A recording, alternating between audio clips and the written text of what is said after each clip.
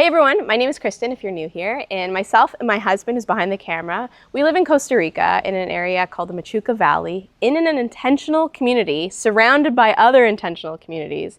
And there are a lot of interesting people who live here with us. Today we're going to go to our friend Matthew Human's house, he's been living here for over 10 years in a community called Tacotal. We're going to learn about him, his space. Super interesting guy. So he's about a 12-minute walk from our place. We're going to head on out right now, so let's go. Matthew also goes by the name Human. Human's a musician living in the Machuca Valley, living off-grid on his ecological educational farm called Finca Vida Verde, which translates to the Green Life Farm. Human hosts retreats and rents out spaces on his farm, so if you are interested in visiting, keep watching to learn more about Human's journey to Costa Rica and how his music was a driving force to this jungle lifestyle. Human's a good friend of ours. We always enjoy when we get to hang out with him, and we know you're going to love him too. Hi, my name is Matthew Human. I am the founder of Finca Vida Verde, and I am a musician, a songwriter, a yogi, a chef, and I practice permaculture.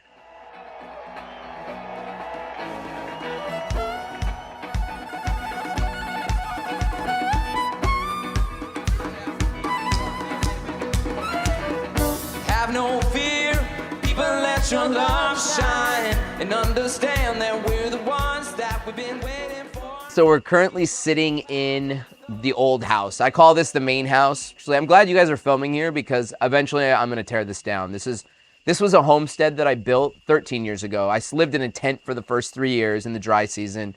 And then I was like, okay, I need to get out of a tent. So I built a temporary structure that turned into this house. It was designed for just me, simple, me and whoever else was living with me at the time. I did that for a lot of years. During COVID, I was able to start actualizing my vision and dream to form Finca Vida Verde, which is an eco-educational retreat and event center, which I've been developing slowly. We did our first round of investment during COVID. People were stoked. People were flying like, yes, we want to be part of this. Then we started investing in structures. So we built the original casita, which is our one rental cabin right now. My house, which is where I'm currently living, which is another casita. That was our second one. And we're actually raising funds right now to do another four-room structure and then to redo this whole space. Gonna make this a big round building. We have the campground, which we'll always have camping and glamping, although we are planning to develop an A-frame village. And we want to be the place where all the locals can host their retreats. We have so many amazing people here that host so many amazing groups. Like Sarah Wu hosts her herbalism group. We're already hosting them. You do retreats. I know you do off-grid retreats, Kristen, with Hopscotch the Globe. There's Kai Pacha hosts his Tantra and astrology groups here we've done, but we need more housing to do them throughout the rainy season. So that's what we're doing. We live in the country, we don't have much money, there's plenty of food to eat, that's all we really need. We keep planting our fruit trees, gardens of organic seeds. You don't have to steal from me, 'cause there's plenty to share. We like the simple things, like sunshine and rain, not afraid of the hard work or cloudy days. Music and family, helping out a friend in need. What more do we really need? Tacotal had started in 2007. Actually, so it would have been 2008 that I actually came down. Finca Vida Verde, my farm, is 3 shares of Tacotal Colectivo. Tacotal Colectivo is made up of 40 lots, 40 shares, we call them. And we're different from the other communities because we own the land collectively. So I have rights to this land. This is my land. All the community land we own together. If you think about it more like a land trust, where we have rights to this land, but we own it collectively. Whereas like the other eco-villages, Alegria, Ecovia, they're set up as condominiums, which means each individual owns their lot. They don't necessarily own the public spaces. They have rights to the public spaces, but they don't own it. Whereas Tacotal, we are owners, shareholders of a corporation that owns the land collectively. We can all come together to the community and uplift one another. If private property is a great big scam, everybody has got it, so nobody can own land. We're stewards of the earth and we respect each other's space, but don't tell me that you own this place. I spent a lot of years touring, singing about, food activism, anti-GMO. I wanted to grow my own food. Clean food, clean seeds, healthy babies, healthy bodies. After a while, it was like doing activism, talking about it and complaining, protesting. It's great. I think it's super important. People need to do that. But I also think that you need to be activism in action. Like, walk your talk. I have 3 2,500 meter lots. So that's 7,500 square meters. My goal has been to plant just tons of fruit trees, food forests. I just also want to caveat by saying it's the driest time of year. It's hard, like everything looks barren. It's just that time where it's just, you got to keep it on a drip system, keep it alive. Some things thrive in this temperature, but a lot of things they go into kind of like hibernation mode. So What other plants do you have here? Plants, food, medicinal plants. What are you growing? From standing right here, I can see, we've got mango, I see papaya, macadamia, key lime, coconut, Okay. June plum, yucca. Things I have everywhere that are yucca and pineapple. Anywhere that there's not anything else, I have yucca and pineapple. I have sweet potato, we've got gotu-kola. I had cows come in here last night and Right. literally like the neighbor's cows broke in through the fence and like munched all of my sweet potato Oh tops my God. and That's a number of The things. struggles of living here. I'm still finding major destruction. I can see that they hiked through my turmeric patch over here. Is that something that happens often, or is that like a weird, rare It very rarely happens, which is why I was like, why is this happening today? Of all the days, I've got friends coming to film tomorrow. So yeah, cows. turmeric. You can see they walked through the turmeric patch here. Is ginger hard to grow? Harder than No, turmeric? no, they're Same? both pretty similar. I have some ginger over there. Cool. I just have focused more on turmeric, and turmeric is, I have a market for it in North Carolina, so. Oh, so you're selling it. I sell it. If you go to Dobra Tea House in Asheville, North Carolina, you can find my turmeric. Yeah, the Golden Milk has my turmeric from Finca Vida Verde. To grow your own food, people really underestimate how much it takes, how much food people eat. How long does it take to grow a pineapple? Pineapples, if you plant them from the top, it takes 2 years. It'll fruit within 2 years. Once it starts fruiting, it usually takes about 4 months. But that gives you perspective how long things take to grow, and like how long does it take to eat a pineapple? Probably about 5 minutes. Yeah, exactly. Right? 4 months to grow, Yeah. 5 minutes to eat, exactly. Ooh, okay, miracle fruit, something I want to like touch on. We can do some miracle fruit. You eat one of these berries and it changes your taste buds. All of a sudden, lemons, things that are super sour, are so sweet. Yeah, it's loaded And right it's so now. Much fun. So much fun. It's this one right here with all the red little berries on it. So I wanted to grow my own food. I knew I wanted to be in the tropics.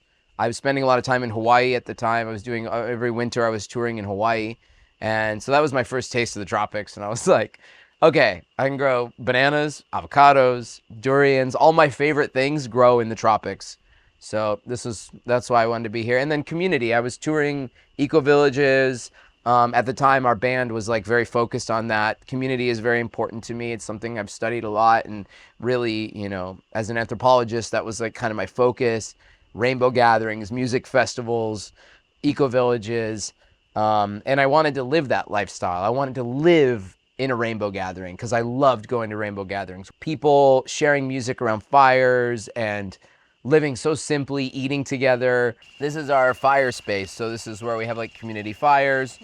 We've had up to 100 people around this fire, like having a cacao ceremony for New Year's Eve. We did a couple years in a row. What's really cool about this area is you can actually see our Airstream structure across like the mountain, across the river.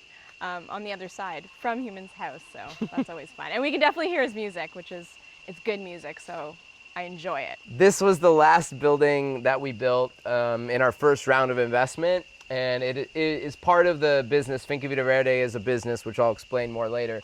But this is currently where I'm living. I'm as the farm manager, project manager, living in this structure for now. Tell me about the space as well as the materials used to build it.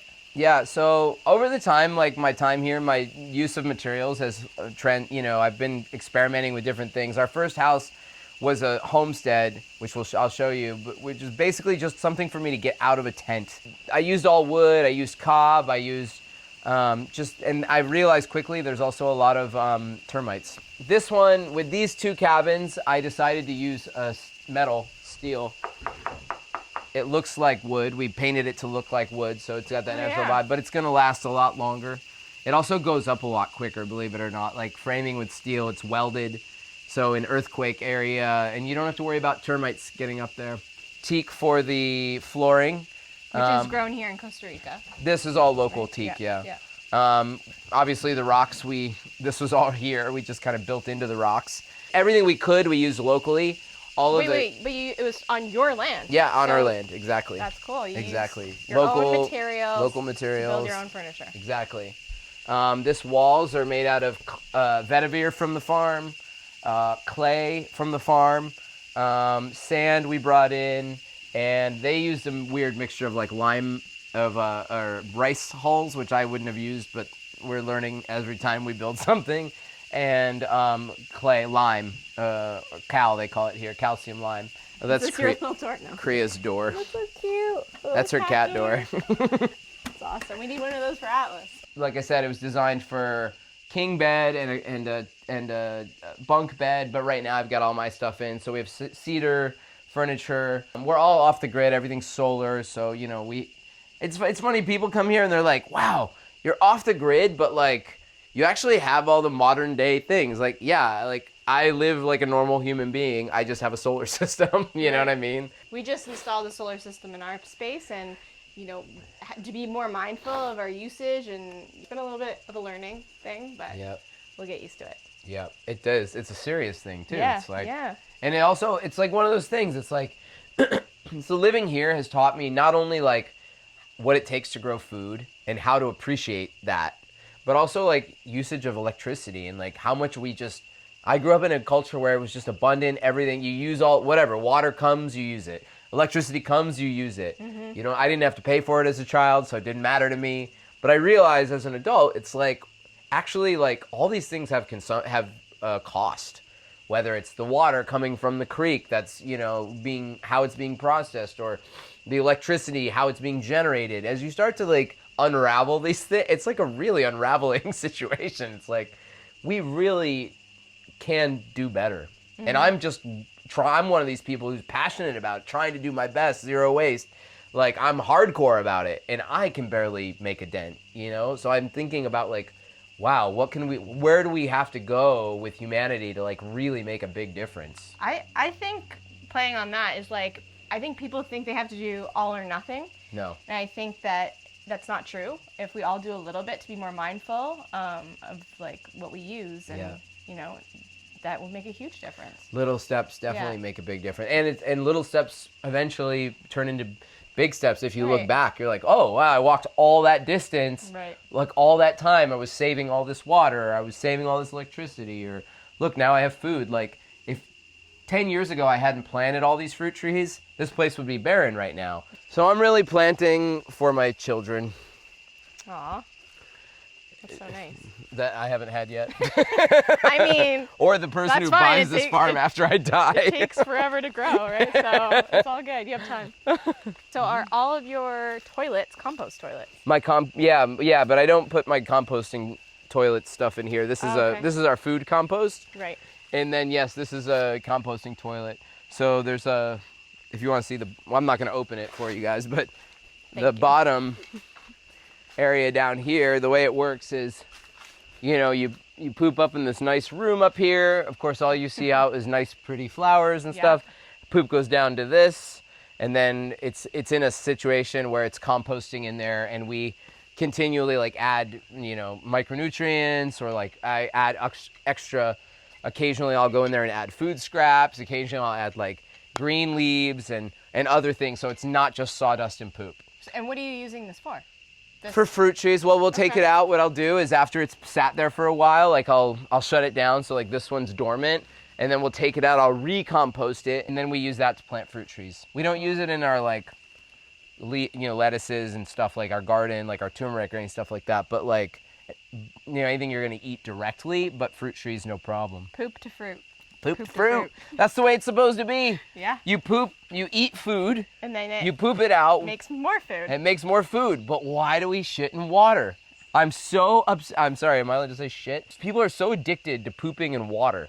And it really is gross to me, first of all. Second of all, because we have to then clean that water. You poop in that water, now we have to clean your water. Right. It's drinking water. It's made to be drunk inside your body. Now you poop in it, and now you have to make it clean again with, usually they use chemicals. Learn how to use a composting toilet. It is so basic. It is the most simple, natural thing we do. Yeah. I'm very passionate. Passionate about compost. Mm-hmm. When I started making music, I started because I liked saxophone. I liked watching Huey Lewis in the News on MTV, and I started really young. My grandfather had a piano, and I would always bang on his piano. I never even hung out with him. I just played on his piano whenever we'd go over there. My mom would go into his room and I would just play on his piano. Started from there, saxophone when I was 12. Picked up a guitar when I was 14. I was living in Nashville, Tennessee, so everyone played guitar there. Started writing songs when I was 16 in high school, and then I recorded my first album when I was 19 or 20. Don't tell me I'm doing all I can do, consumer. Natural laws in a natural place, consumer. And I started listening to lyrics and realizing like the bands I'm listening to mostly have horrible songs. Like they're either Fish, which was I love, no offense to Fish, but their lyrics were so silly at the time. And Grateful Dead mostly does murder ballads. And you know what I mean? It's like, if you listen to the lyrics of a lot of the music, it's like not that good. I was an activist, environmental activist, hemp activist, anti-GMO activist, and I was using my music to share messages. It was my activism basically, and it was done in a way where people are dancing, having a good time, but the words are like something that means something. My friends, please don't be fooled. This ain't about feeding the hungry. It's about selling pesticides, higher profits and more money. I toured with a band called the Human Revolution. It was my band. I was the band leader, the manager, the songwriter, everything. Went through I've produced 8 albums. I kind of just, stopped doing that. And now I'm living my activism, and I'm still touring, playing music around Costa Rica, playing locally. I love playing campfires here, so I play for my guests. I'm really enjoying just being here and living the activism, but also playing music for fun. Healthy babies, healthy bodies.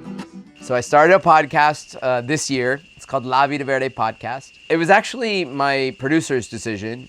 I was looking for some support producing videos for the farm. Like I'm in an investment phase with Finca Vida Verde where I'm like looking for people to finish the project. I need investors to finish building out the buildings and structures and stuff. And he suggested we start a podcast. And that's where it started. So it started as a marketing thing, and it just kind of developed into this thing, which I absolutely love. It's become an interview with all the interesting locals around here. It's kind of become a full valley thing. Like it's really focused on the Machuca Valley. I've lived here for over 16 years, where many people are just moving here. And so they're learning things for the first time that I've learned a long time ago. And so it's fun to like kind of talk to people about their experience and like what they're going through, and really just all the interesting people that are being drawn to this vision, because this place is like a seed that was planted 16 years ago, 17 years ago maybe, when Steven started Ecovia, that's been growing slowly. Tacotal was like the early leaves, and now it's like Alegria, Ecovia, and all the interesting people and bees that are attracted to this flower. It's really cool.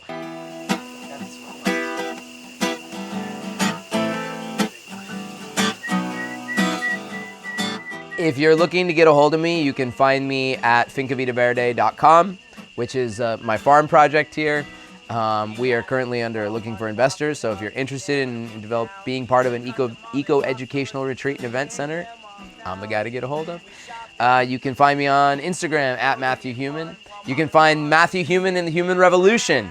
That's my band's name. We have 4 albums released on Spotify and those things, but you have to join my Patreon to get all the juicy latest stuff and also the full 8 albums. We have over 110 produced tracks that you can get by joining my patreon.com/Matthew Human. You can also adopt a tree from our farm.